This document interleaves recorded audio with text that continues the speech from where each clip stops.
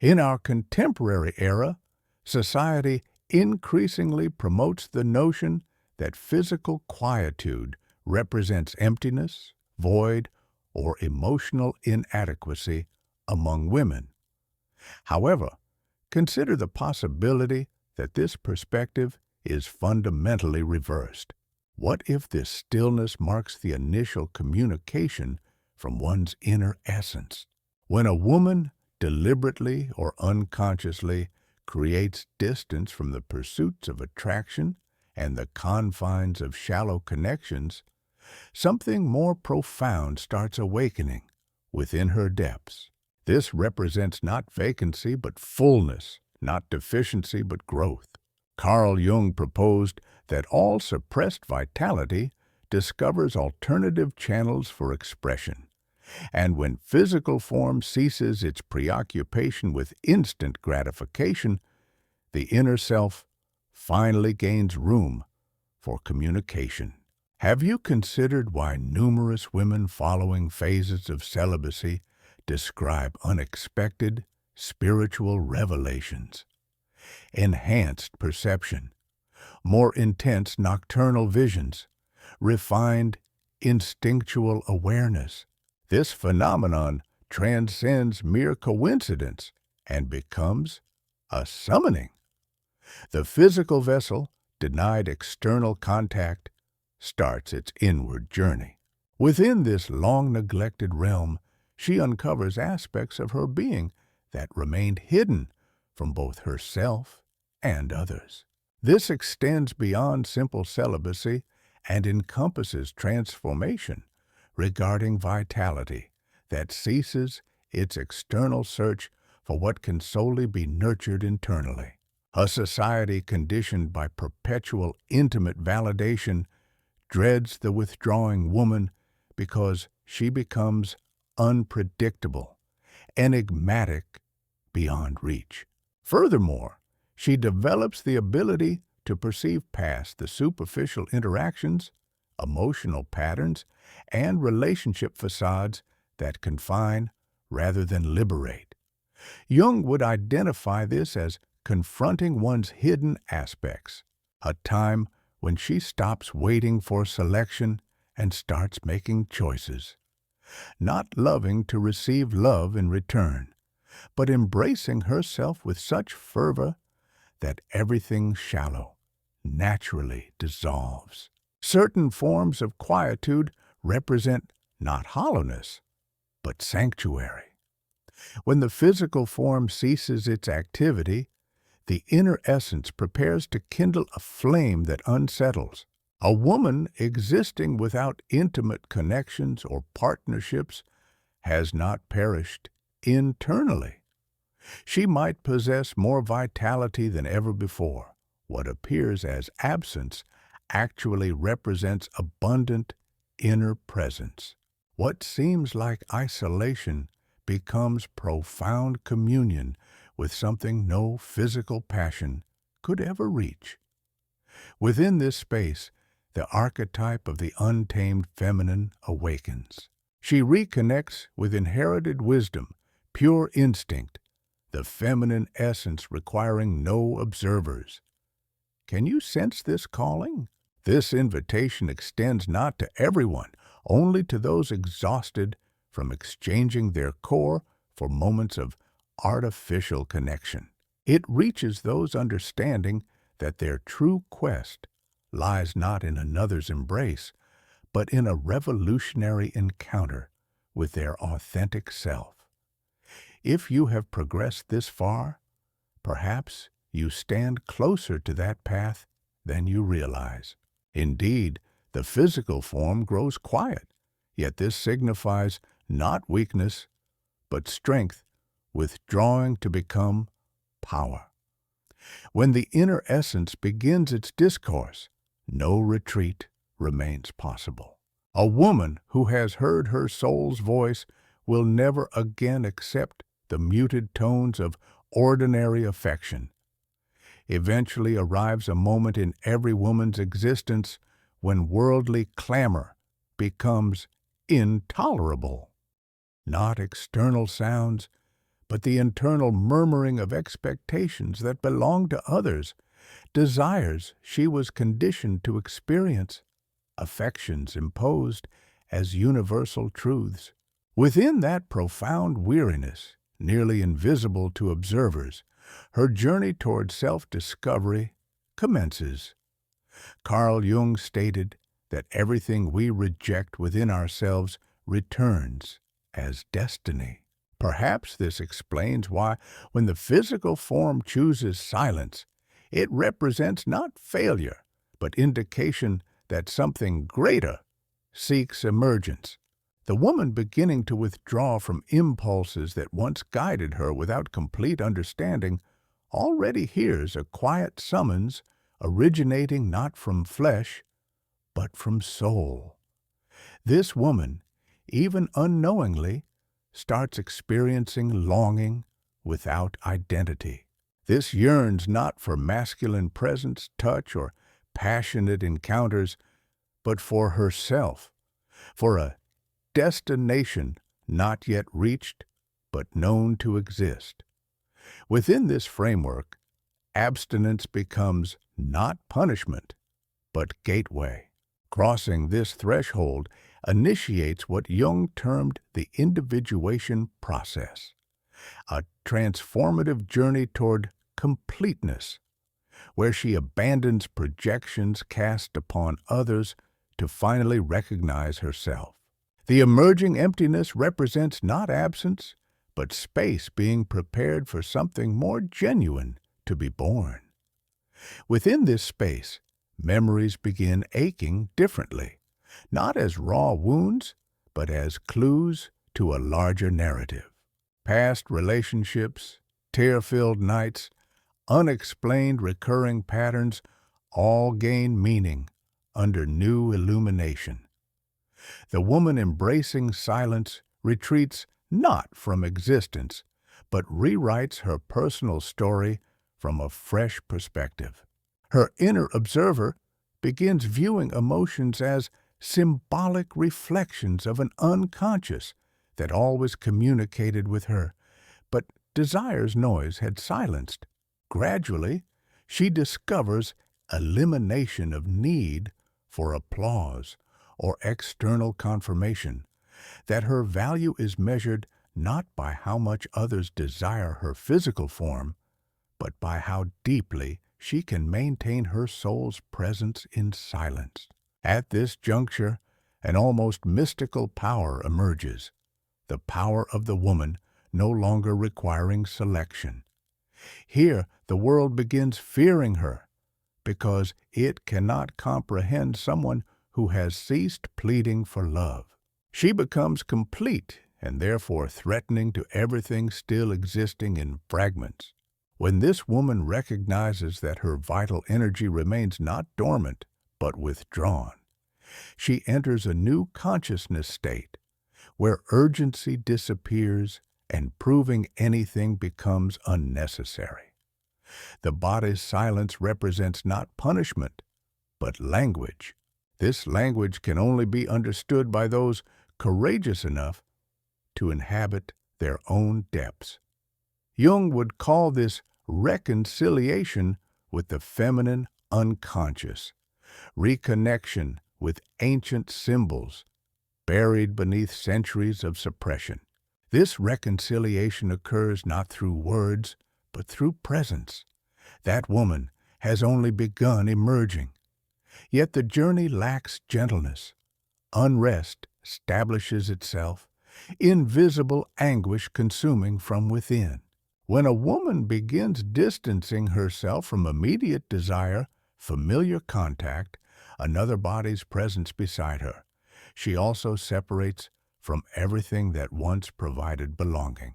What initially remains is brutal discomfort, as if the world no longer acknowledges her existence, as if her absence from desire's game rendered her invisible.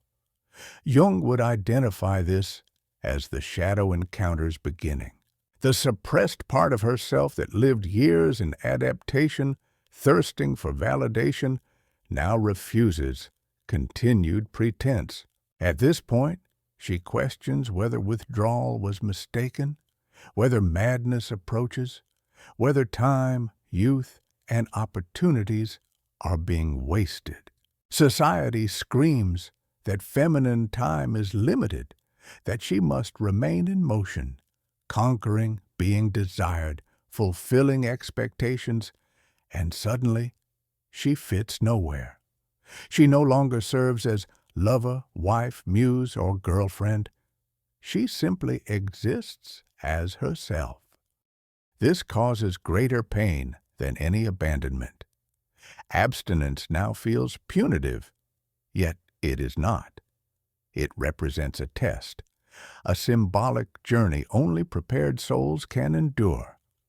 Temptations emerge. Old patterns knock persistently. Easy invitations resurface. Everything appears designed to challenge her. The cruelest aspect is that surrounding individuals cannot comprehend the occurrence. Friends question her decisions. Family suggests increased social activity, avoiding isolation. But this is not seclusion, but immersion. Not everyone can witness someone diving deeply while the world skims surfaces. Jung recognized this as individuation's inevitable phase, when ego panics from losing control and soul subtly assumes leadership. Within that silent despair, many surrender, returning to familiar patterns, accepting lukewarm love, convincing themselves that something surpasses nothing. However, the woman persisting through tears and uncertainty is being molded by forces far exceeding herself. She is summoned to shatter the cycle. Cycles break not through force, but awareness. Her experienced tension signals not error, but transition. Cocoons tighten before butterflies emerge. This describes the current process. A new being gestates within silence's darkness. Deep within, she knows this truth. Even when explanation proves impossible, even when fears of excessive solitude, misunderstanding, or profundity arise, a voice exists that whispers rather than shouts, a presence that accompanies without revealing itself.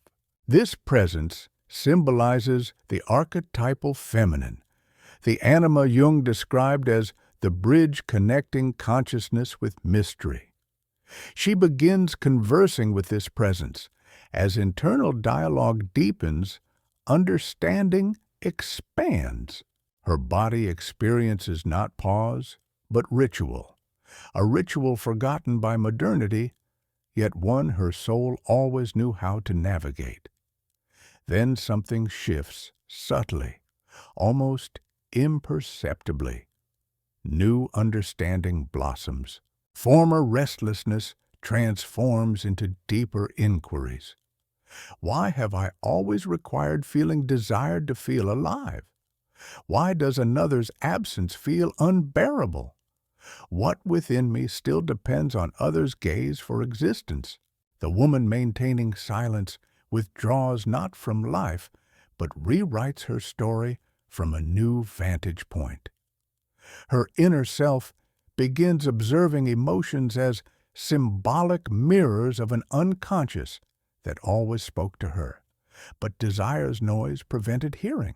Little by little, she discovers she no longer requires applause or external confirmations, that her worth lies not in how much her body is desired, but in how much she can sustain her soul's presence in silence.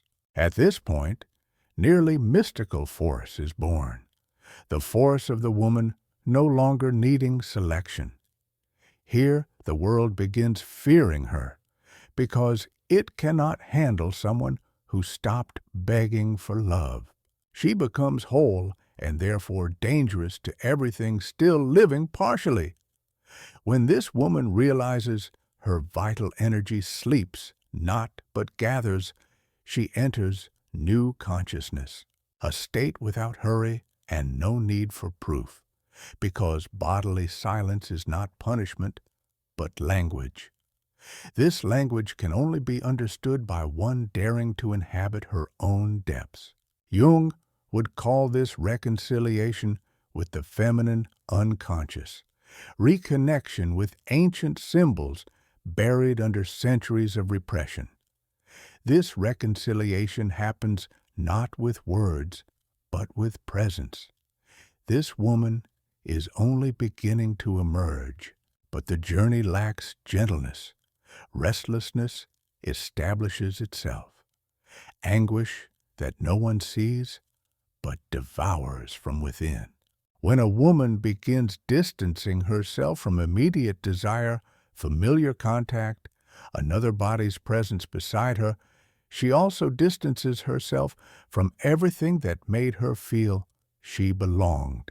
What remains initially is brutal discomfort, as if the world no longer recognizes her existence, as if her absence from desire's game rendered her invisible. Jung would say this marks the shadow encounter's start, the part of herself suppressed for years that lived adapted and thirsty for validation, but now refuses continued pretense. At that point, she wonders whether withdrawal was wrong, whether insanity approaches, whether time, youth, and opportunities are being wasted. The system screams that feminine time is short, that she must remain in motion, conquering, being desired, fulfilling expectations, and suddenly she exists nowhere. She becomes neither lover nor wife, neither muse nor fiancée. She is only herself. This hurts more than any abandonment. Abstinence now begins feeling punitive, but it is not. It represents a test, a symbolic journey only ready souls can endure. Temptations arise. Old patterns knock at doors.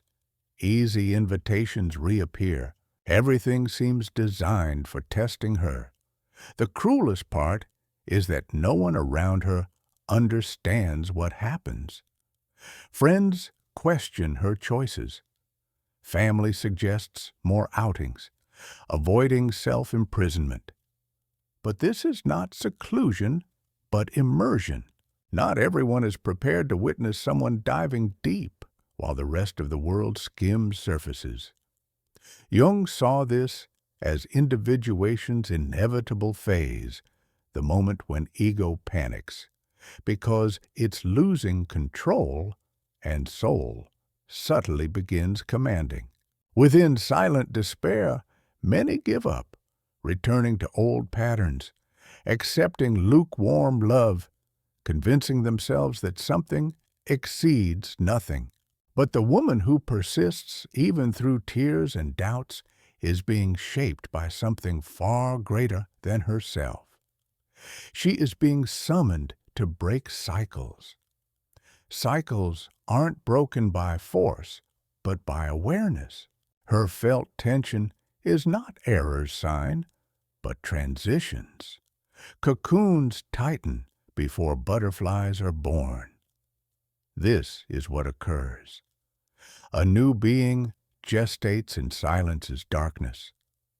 Deep down, she knows it, even when explanation is impossible, even when fears of being too alone, too misunderstood, too profound. A voice exists that does not shout, but insists. A presence that does not show itself, but accompanies. This presence is the archetypal feminine symbol, the anima Jung described as the bridge between consciousness and mystery. She begins conversing with it. As internal dialogue deepens, understanding grows. Her body is not paused, but in ritual, a ritual forgotten by the modern world, but one her soul always knew how to walk. Then something shifts subtly, almost imperceptibly. New understanding begins blooming.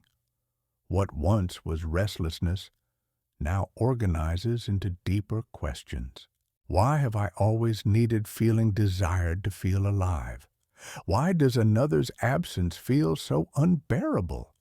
What in me still feeds on another's gaze to exist?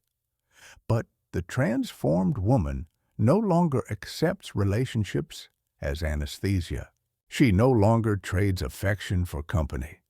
Even if this costs her long, silent nights, she knows her body is not in abstinence, but protection.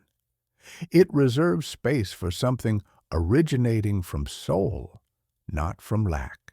Transformation completes when she realizes she no longer needs seeking.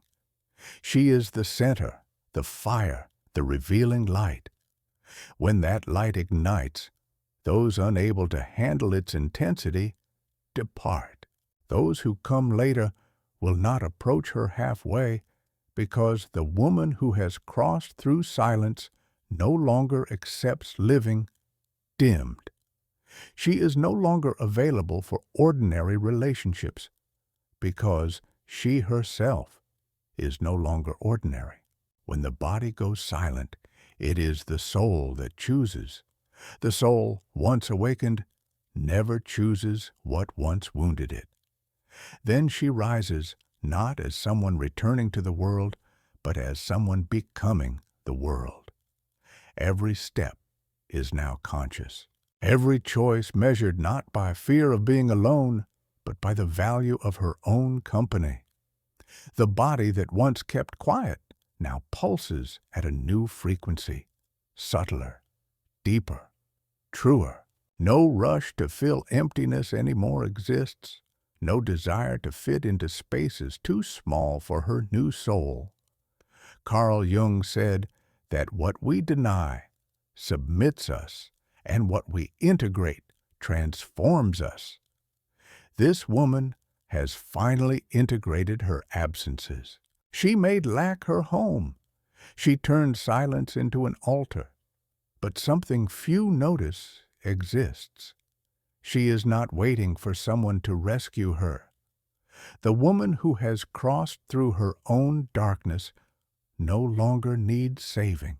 She rescued herself, and that self-rescue changes everything. She can no longer return to how things were. What once was need is now choice. What once was compulsion is now discernment. She can love, yes, but she no longer loves from need, but from overflow. When that love arrives, it won't come to complete her. It will come to accompany her. Her soul is already whole. This new state awakens something profound, a sense of mission, of purpose, of clarity. She understands that her experience wasn't just personal, but symbolic, that her silenced body represents all those women who were also taught to depend, to distract themselves, to give in. Now she feels the impulse to be a beacon, not to lead the way, but to light the fire. Only one who has found herself in darkness can teach others not to fear it. Jung would call this the self's manifestation, when the soul no longer wants acceptance, but expression.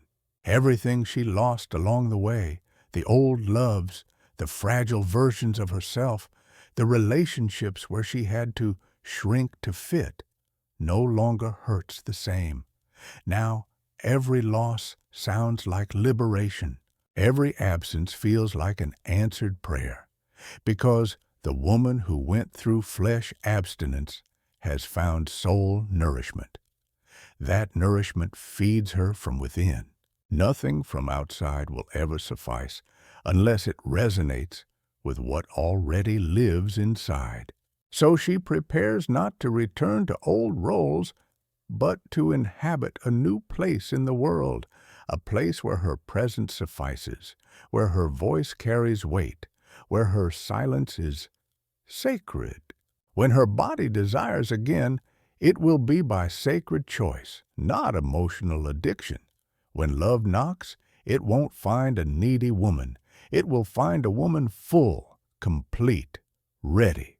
Until that happens, she remains steady, not in abstinence, but in vigil, because now she knows, yes, the body is quiet, but it is the soul that is finally speaking. Certain silences appear cold, but hold embers. Certain absences from outside sound like loss, but within hold fertile ground. Certain women, when they withdraw from the world, do not extinguish, but ignite on another plane. When the body falls silent, it does not die, but becomes an altar, a sacred space where the soul finally finds courage to speak. Everything that once seemed like life's lack now reveals itself as divine presence, gestating a new identity, clearer, rarer, whole. Nothing lived is ever lost. Everything is transmuted. Desire, once urgency, becomes choice. Pain, once a wound, becomes wisdom's scar. The woman who walks through abstinence with awareness is not stepping away from love, but learning to love from a place where hunger no longer exists, but abundance does. In that quiet abundance, she becomes untouchable, not because no one can reach her, but because no one can manipulate her anymore. Can you feel this path's reflection inside yourself? The nameless nostalgia, the discomfort of no longer fitting where you once felt at home, the desire to retreat without knowing exactly why. That is not fragility, but the first call. Maybe these words didn't find you by accident. Maybe they mirror something that has long pulsed within you, but had not yet been clearly named. Now that it has, something changed. If this journey touched a forgotten part of who you are, allow yourself to continue. Don't extinguish the spark that's been lit. Share this message with someone who also feels her body has gone quiet, but doesn't yet understand why. Connect with us by sharing how this resonated with you. If you wish to keep walking with us in this same depth and truth, stay connected for more insights. Every word is a seed. Every silence is soil. Every message a ritual. In the end, this is what remains. A woman who has learned to hear what the soul whispers when the world is too loud. And that whisper says, "You are not alone. You are awakening."